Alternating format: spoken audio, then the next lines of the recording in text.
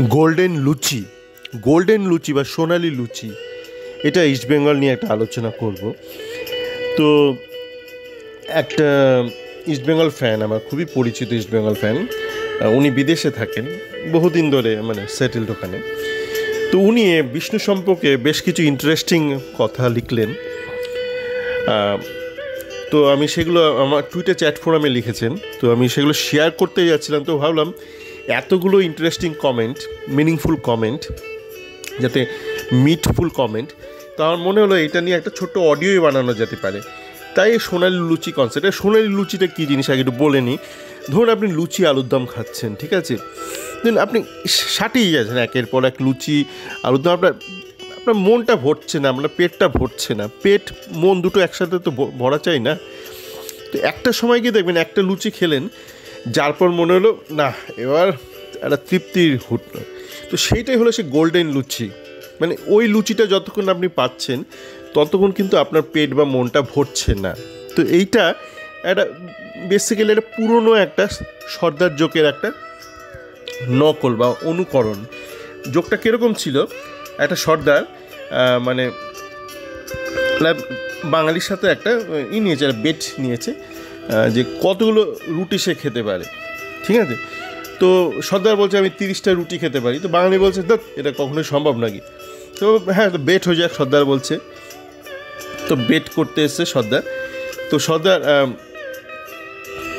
খাওয়া শুরু করেছে রুটি একের পর এক। তো হঠাৎ করে সর্দার 8টার পর আর রুটি খেতে পারছে না। তো বলছে, বাঙালি বল কী হলো, মানে কী হলো, তুমি খেতে পারছো না কেন? বলছে জানি না, আমি তো এক্ষুনি 20টা রুটি খেয়ে এলাম, তো হঠাৎ যে কী হলো।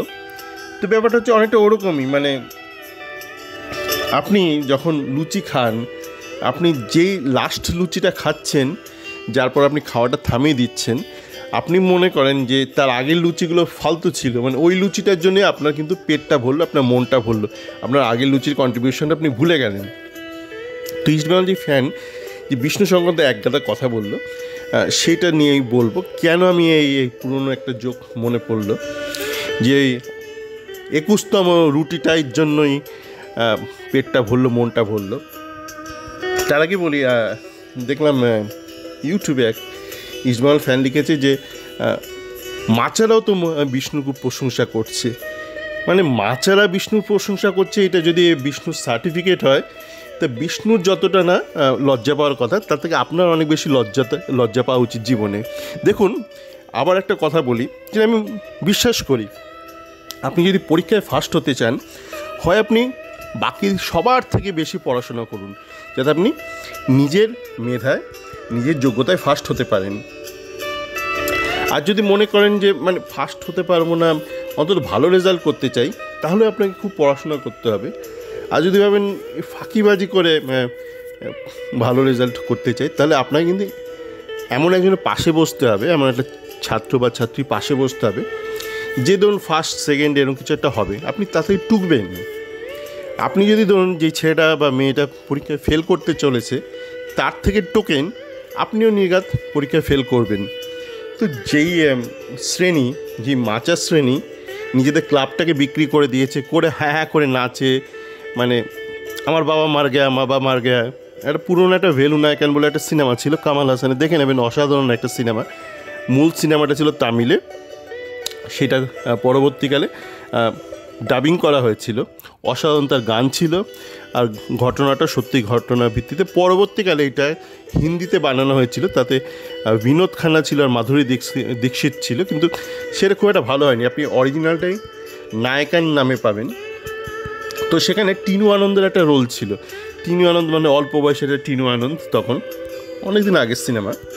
তো সেখানে টিনু আনন্দের বাবাকে মেরে দিয়েছে ভেলু নায়কান, যে মানে ওই গুন্ডা টাইপ, মানে তো যে আপনার পরবর্তীকালে যেমন সরকার টাইপ হয়েছে, ওরকম মানে ভেলু ওরকম মেরে দিয়েছে।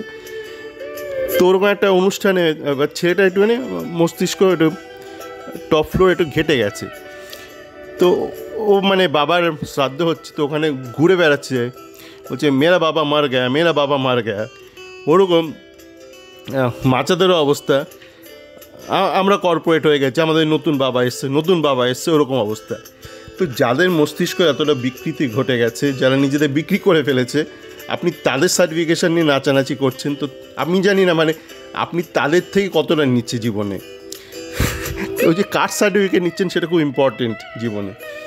এবার আসা যাক যেই সতীর্থ ফ্যান বললাম, উনি মানে পশ্চিমের একটা বেশ নামকরা দেশে থাকেন, ধনী দেশে থাকেন। তো উনি খেলাটা বেশ ভালো বোঝেন। তো উনি বেশ মজার কিছু মন্তব্য লিখলেন। যেমন বললেন, নর্থ ইস্ট খেলায় বিষ্ণুর সঠিক যে ওদের যে রাইট ব্যাক ছিল নর্থ ইস্টের, তাকে বেশ ঝামেলায় ফেলেছিল। কিন্তু ঘটনা হচ্ছে সেই রাইট ব্যাকটা কিন্তু ওদের রেগুলার রাইট ব্যাক ছিল না। একটা অতি খর্বকা একটা ছেলে ছিল যে রেগুলার রাইট ব্যাক ছিল। সে কিন্তু সেদিন লাল কার্ড বা দুটো হলুদ কার্ড যে কোনো একটা কারণে সেদিনের ম্যাচটা খেলতে পারেনি। আর পাঞ্জাবের বিরুদ্ধে ম্যাচে প্রথমার্ধে আপনারা দেখেছেন নাওরেমকেও হাফ টাইমে বসিয়ে দিয়েছে। কেন বসিয়ে দিয়েছে? অনেকে ভাবছেন হয়তো বিষ্ণুর প্রেমে পড়ে হয়তো অস্কার বসিয়ে দিয়েছিল নাওরেম, কি না এটা স্বীকার করেছিল অস্কার ম্যাচ শেষে যে প্রেস মিট হয় তাতে, যে নাওরেমে কিন্তু মাথার পেছন দিকে চোট লাগে এবং হাফ টাইমে নাওরেম একটু মানে তার একটু স্মৃতিভ্রম হয়, মানে সাময়িক স্মৃতিভ্রম হয়। তো অস্কার বলেছে এটা খুবই সাময়িক, আমার মনে হয় পরদিন থেকেও ঠিক হয়ে যাবে। তো ঘটনা হচ্ছে সেই ম্যাচে নাওরেমকে ভীষণ মারছিল। ওদের যে নিখিল বলে প্লেয়ারটা ছিল, উদম খেলাচ্ছিল। আমাদের রেফারি মানে বিজলিবাবু রেফারি তো অন্ধ, মানে তার চোখে মুখে খালি বিজলি, এত বিজলির ঝলকানি যে দেখতে পায় না, মানে সত্যটা দেখতে পায় না। চোখ ধাঁধিয়ে গেছে বিজলির আলো, তার চোখটা ধাঁধিয়ে গেছে, সত্যটা সে দেখতে পায়নি, শুধু বিজলিকেই দেখতে পায়। তো নাওরেম উদুম কেলানি খেয়েছিল। তো তারপর নাওরেম বসে যায়। তো দ্বিতীয়ার্ধে খুব সৌভাগ্যক্রমে ওদের যে সেন্টার ব্যাকটা ছিল সে কিন্তু বসে যায় এবং নিখিলকে তাই পেছনে পাঠিয়ে দিতে বাধ্য হয়। তো এই সুবিধাটা কিন্তু বিষ্ণু পেয়েছিল। আর তাছাড়া আমরা জানি, যেটা কোচ অস্কার নিজে স্বীকার করেছে, যে প্রথমার্ধে ইস্টবেঙ্গল মাঝমাঠটা একদমই কাজ করছিল না, যার দরুন যে দুটো উইং ছিল মানে মহেশ আর নান্দা, ওরা একটু সমস্যায় পড়ছিল। তো দ্বিতীয়ার্ধে এই যে ওদের যেই চোটটা খেলো আর তার ফলে যে নিখিল বলে ছেলেটাকে পেছনে টেনে নিয়ে চলে এলো, আর পরবর্তীকালে ওরা 10 জন হয়ে গেছে যদিও, কিন্তু তারও আগে ক্লেটনকে নিচে নামিয়ে আনলো। আর মাঝমাঠে সৌভিক আর জিকসন খুব ভালো খেলতে শুরু করলো। তো মাঝমাঠটা যেই মুহূর্তে ঠিক সচল হয়ে গেল ইস্টবেঙ্গলের, তখন দুটো উইংয়ে অনেক স্পেস ক্রিয়েট হলো। তো বিষ্ণুর আপনারা দেখেছেন যে মানে যে গোলটা আগের ম্যাচে দিয়েছে, অতি দুর্বল একটা শট মেরেছিল বিষ্ণু এবং ভীষণ সময় নিয়েছিল বলটাকে আয়ত্তে আনতে। এবং আয়ত্তে আনার পর যে শটটা মেরেছিল, মনে হচ্ছিল পোলিও হয়েছে পায়ে।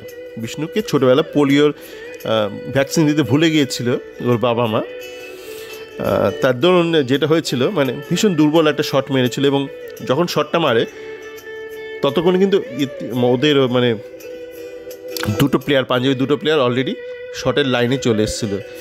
তো কি যে কোনো কারণেই হোক, যে প্রথম লাইনে ছিল সে বলটা ক্লিয়ার করতে পারেনি, তার পায়ে লেগে বলটা গোলের দিকে ঢুকে চলে যায়। তো এবার বলতে থাকি যে বিদেশে থাকে যে ফ্যান, সে আরও কী বলেছে, যে রানাওয়ার্ডে ছিল, রানাওয়ার্ডে কোন ম্যাচে ছিল আমি ভুলে গেছি, ও না উড়িষ্যার রানাওয়ার্ডে, বলছে রানাওয়ার্ডে তো ছিল না উড়িষ্যা ম্যাচে, সেখানে ছিল রহিম আলী ছিল। রহিম আলী ফরওয়ার্ড, কিন্তু রহিম আলীর সঙ্গে একদম পাত্তা পায়নি আপনার বিষ্ণু, একদমই পাত্তা পায়নি। ওদের যে প্রধান যে রাইট ব্যাক ছিল রানাওয়ার্ডে, তাকে কিন্তু সায়ন ব্যানার্জি অসাধারণ মোকাবিলা করেছিল সুপার কাপ ফাইনালে। কিন্তু বাঙালি, হাফ প্যান্ট পরা বাঙালি, যে বাঙালি মানে একাধারে ছিল বিপ্লবী, একাধারে ছিল হাফ প্যান্ট পরা, ব্রিটিশের তাবেদার, খোচরগিরি করতো, দুটোই ছিল বাঙালির ক্যারেক্টার। মানে ওই যে সিনেমা ছিল ভারত ব্রিটিশের যে সিনেমা ছিল, তাতে যে হিরো ক্যারেক্টার ছিল, যেই বিপ্লবীরা ছিল স্বাধীনতা সংগ্রামী, সেটাও ছিল বাঙালি। যারা খোচরগিরি করতো ব্রিটিশের হয়ে, তারাও বাঙালি। মানে সে এখানে কোনো হিন্দুস্তানের ব্যাপার নেই, মানে হিরো সেও বাঙালি, ভিলেন বা খোচর বা খচ্চর সেও বাঙালি। তো যাকে এই খোচর বা খচ্চর বাঙালির বংশধররা হয়তো তারা কিন্তু এখন সায়নের ওই সুপার কাপে যে অসাধারণ খেলাটা খেলেছিল রানাওয়াটের বিরুদ্ধে সেটা ভুলে তাহলে বিষ্ণু নিয়ে মত্ত হয়ে গেল। তো চেন্নাই ম্যাচেও কিন্তু বিষ্ণুকে ওই ডিম পুইয়া একদম ডিমের ডেভিল করে রেখে দিয়েছিল, মানে ডেভিলে পুরে রেখে দিয়েছিল। এটাও আমার না, সেই ইস্টবেঙ্গল ফ্যানেরই বক্তব্য যে ডিম পুইয়া ডিমের ডেভিল করে রেখে দিয়েছিল বিষ্ণুকে। তো এরকম আমি যেটা বলে আসছি যে অদ্ভুত একটা বিচারের মাপদণ্ড হয়েছে এই মুহূর্তে বাঙালির, যে কেউ পরীক্ষার খাতায় অঙ্কের খাতায় 20টার মধ্যে 2টো সমাধান করলে উদ্দাম নাচন কদন করছে। বিষ্ণুর ক্ষেত্রে যেমন বিষ্ণুকে যদি আপনি 20টা মুহূর্তে ইভ্যালুয়েট করেন, হয়তো 2টো মুহূর্ত দারুণ করেছে, বাঙালি লাফাতে শুরু করে দিচ্ছে ওই 2টো মুহূর্তকে কেন্দ্র করে। মানে ভাবুন যে ক্রিকেটে একটা বোলার বল করছে, একটা ওভারে 4টে বল দারুণ করলো, 2টো বল এত লোপা দিল, 2টো 6 হয়ে গেল। তো ক্যাপ্টেন কি তার পিঠে গিয়ে শাবাশি দেবে?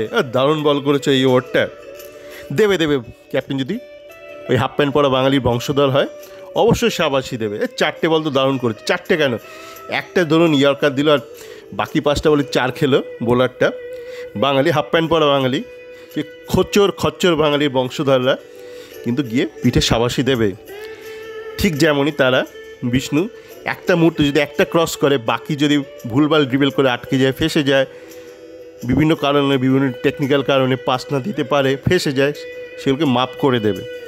আর সায়ন ব্যানার্জি যদি একটা বল রিসিভ করতে ভুল করে, নান্দা যদি একটা বল রিসিভ করতে ভুল করে, যদি মাহেশ মার খেয়ে বসে যায়, বাঙালি ভুলে যাবে, মনে রাখবে বিষ্ণু একটা ক্রস করেছিল। সকলে ভালো থাকবেন।